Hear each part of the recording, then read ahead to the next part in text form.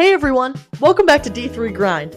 I'm your host, Maddie McGowan, a Division III softball player here at Buff State.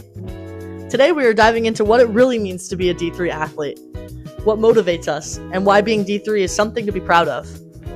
I've got a few awesome guests here with me today who live the same life that I do every day. We'll talk about balancing classes and sports, what motivates us, and why being D3 is something to be proud of. Alright, let's meet our crew. Andrew Wybra, football.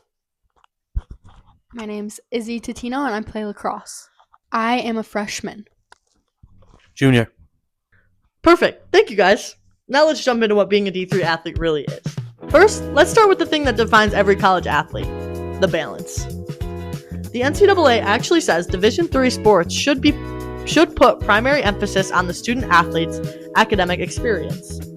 And trust me, we feel that. Between classes, practice, lifts, and homework, sometimes I'm just running on caffeine and adrenaline.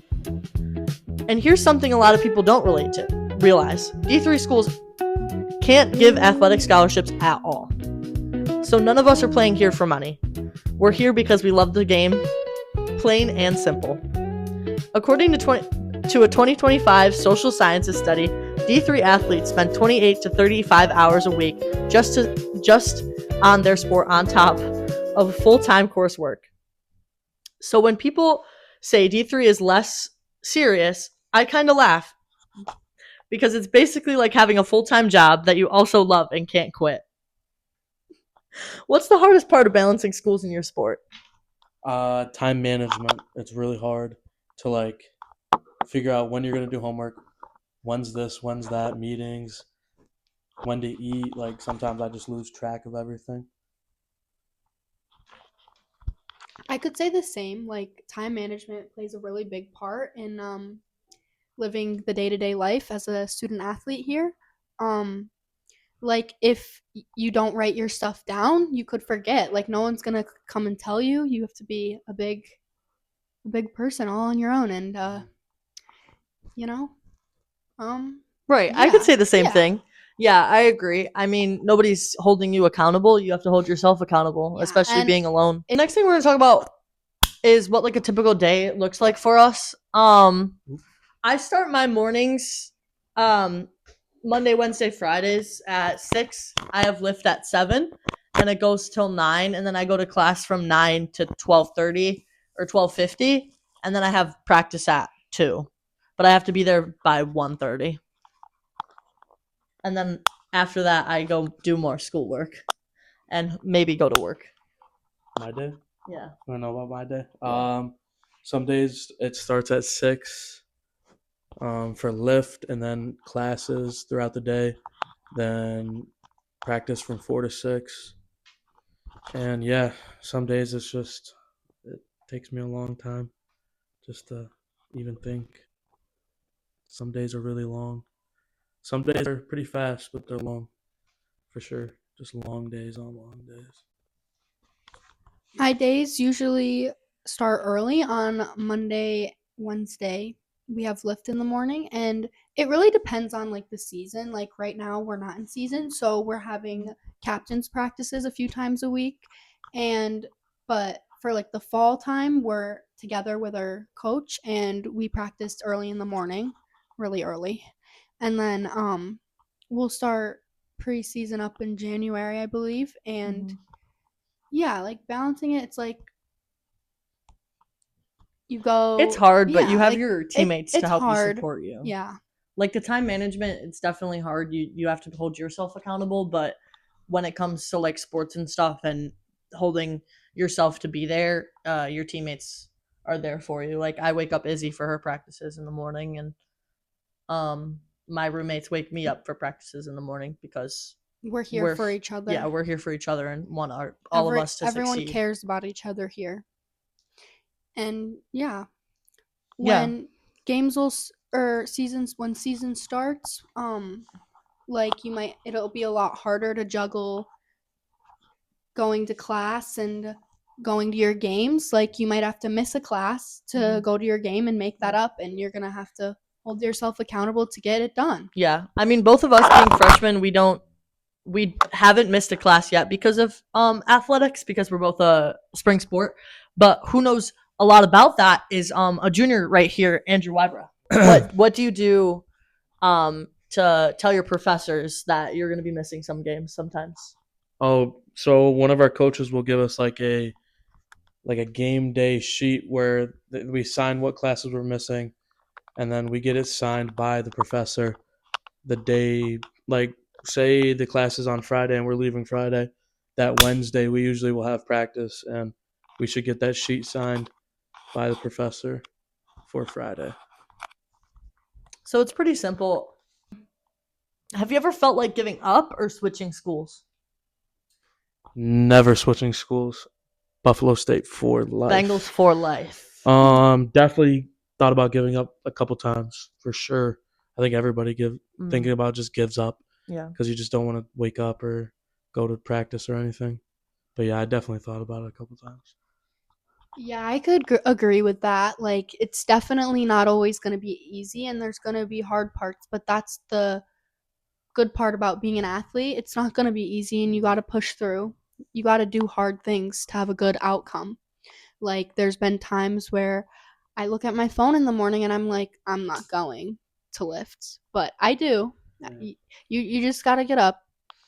But I don't think I'd ever leave here. I mean, I really like everyone's very nice, and yeah, like, it's very welcoming here. And I don't see as if why I would leave, because this year we're gonna win. We're gonna win the ring. Same. Talking about that, it transitions us into our next segment, the mental game. So now let's talk about something that doesn't really get talked about enough. The mental side of college athletics. A 2018 study shows by Moreland and her colleagues found that student athletes face higher stress levels because they're juggling academics and athletics all at once. I mean, it makes sense. Your body's tired, your brain's fried, and you still have to show up and perform. And almost half of female athletes and a third of male athletes report dealing with anxiety or depression. That's not just numbers, that's our teammates, our friends, maybe even us. The NCAA actually updated their mental health best practices guide in 2021 to push schools to treat mental health like physical health, which is awesome, but it still works. It's still a work in progress. What I want to ask you guys is, what do you do to clear your head when you're stressed? I like to sit down and read a book. I really like to get into my academics and really broaden my spectrum on just life and things around me. I like to be present on what I do. I like to decompress from everything. Usually when I'm stressed, I'll take a minute to breathe, and I'll come and find my friends, because they'll always be there to help me get through some stressful moments. Like, I feel comfortable going to speak with them about if I'm having a hard day, if I can't figure out how to do something. You can always go to your friends for help.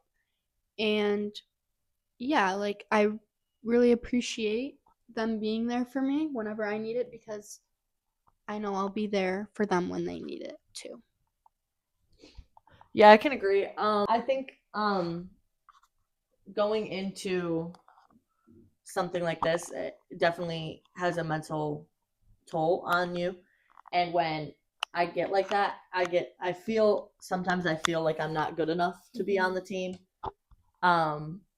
So when I feel like that, I kind of try and take like a step back and focus on myself more. And I live just a few minutes away, so I go home and I talk to my family, and I regroup with myself. And I also have my roommates who I can talk to, and they'll always boost me up. So I try to take time for myself, but I also try to spend time with my friends so that it helps me regroup in my mind.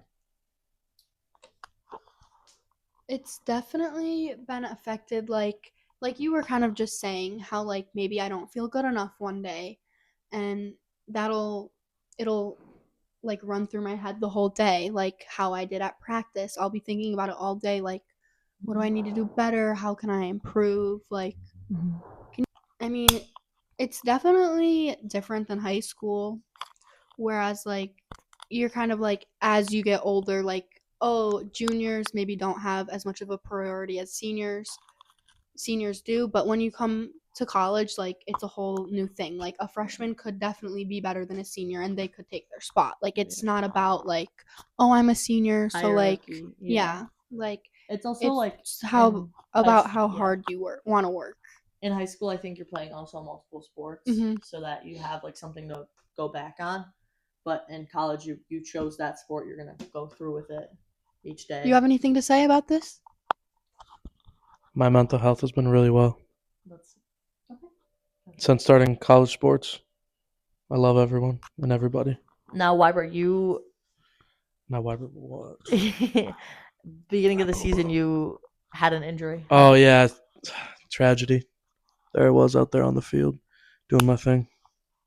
Sprained MCL. So I haven't played football in like 6 weeks. But No, you can redshirt now. yeah, I get an extra year though, so which is pretty cool. But like, yeah, we'll see. All right, now for one of my favorite topics: why D3 still matters. The NCAA says Division III is designed to support student athletes in meaningful participation in non-athletic pursuits. Basically, D3 is about balance, being an athlete and a student and a person. That's something I love about playing at this level. You get to grow in all parts of your life. This is research by Joshua Watson. He even found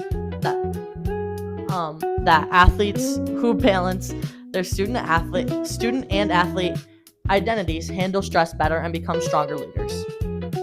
And honestly, that shows. I've seen it in my teammates. I've seen it in myself. The NCAA's Life in the Balance campaigns talk about how D3 grads often credit their sport for teaching time management, communication, and teamwork, skills that matter way beyond the field. What is something D3 athletes that D1 athletes might not have? They might not have the true dedication that D3 has. D3, you're not getting paid to play the sport. You're doing it out of the love of your heart and for the grit of the game. D1 athletes nowadays get paid whatever. They get NIL. D3 does it for quite literally fun, just because you love that sport so much. Right. And also, D1 athletes, it's more of like they put the athlete first and then their studies second. For D3, studies are more important than how you play on the field, because if you want to play on the field, your studies have to be good first. Yeah. Which that's one of the big things that's different between the two, I'd say. Other than, I mean, I feel like we work out not as much as a D1 athlete, but just we still do year-round work, and I don't think a lot of people know that. They think that D3 is just in their season. We still work around throughout the whole year. Yeah. Have you ever felt underestimated because you play D3? I can answer this one pretty Yes. quickly. Yes. Yeah. I mean, I had a best friend growing up who was going Division I in lacrosse, and she made it her personality. And when she found out that I was going to Buff State, she was like, "Oh, they're D1, right?" And I was like, "No, they're D3." And she kind of looked at me differently. I think at the end of the day, you're still going to play a collegiate sport, so it shouldn't matter what division it is. Sometimes I do feel underestimated. At all. Like, Football's I fun. mean, D1 definitely does give you a better name than D3.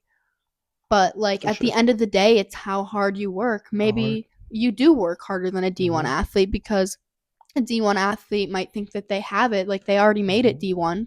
Why should they have to work any harder, you know? As we wrap up, I really wanted to reflect on what being a D3 athlete has taught me and what it's taught all of us. Watson's research also showed that athletes who see themselves as more than just their sport manage stress better and develop healthier identities. That's something I've learned over time, that I'm more than just my stats or my position on my roster. Moreland's 2018 study also found that the smaller, more connected D3 community helps athletes build resilience and gratitude, two things I think every athlete needs to survive the grind. And ultimately, that's what the NCAA Division III philosophy is all about, preparing us for life beyond the game. If you could go back to your first day of college sports, what would you tell yourself? Once you love it, it doesn't feel like a job. Once it feels like a job, it's not for you. I would tell myself that it's all going to be okay. Like, you don't need to be stressed out or nervous. Like, you're just as good as them. Just because you're a freshman doesn't mean that you're less than. You're just as good. And yeah, like, that's pretty much it. Like, going in, I was very nervous. Very, very nervous for what to come. But everything will always play out in your favor. I would tell myself that it's, again, I'll go off what Izzy said. It's all going to be okay and that you're going to like it. I was coming in when in summer, I was coming in like, I'm not going to like it. I'm going to want to transfer out after the first year, but it's going to be okay and you're going to persevere. You're going to persevere and get through it, and you're going to find so many friends. And that's one thing that I would probably say to myself if I had to go back. Next question is, what's your biggest lesson you've learned so far? My biggest lesson I learned so far is make as many friends as you can, because friends build connections, and connections build you to a better life. I've learned that you really need to stay accountable and you really need to stay on top of your stuff, because compared to high school, your coach is going to be sending out all these reminders and whatnot. But when you go to college, you have to be more grown about it. And I learned that they're not going to tell you everything. They're not going to remind you last second. You have to write it down and you have to remember yourself. And I struggled with that in the beginning, and now I'm being more accountable and figuring it all out better. I think I learned that you're going to have people that have your back no matter what. What Weiber said, you're to make friends. You're making your friends for a lifetime. These are people you're going to see in the future that you want to have in the future. So these are the people that you need to stay close with, and they'll always have your back no matter what. Before we sign off, I want to thank all of you, Wybra and Izzy, for being open and real about what it's like to be a D3 athlete. What I hope our listeners take away today is that Division III isn't less than. It's about balancing academics, mental health, and the love of competition. It's about working hard because you choose to, not because you're paid to. We might not play in front of 50,000 fans or get NIL deals, but what we gain in is character, leadership, and community in something that lasts way beyond the field. If you're a student thinking you're going D3, go for it. You'll learn who you are, what you can handle, and how strong you really can be. Thanks again to our guests and everyone listening. This has been the D3 Grind, more than just the game. I'm Maddie McGowan. Keep pushing, keep studying, and always play with your heart.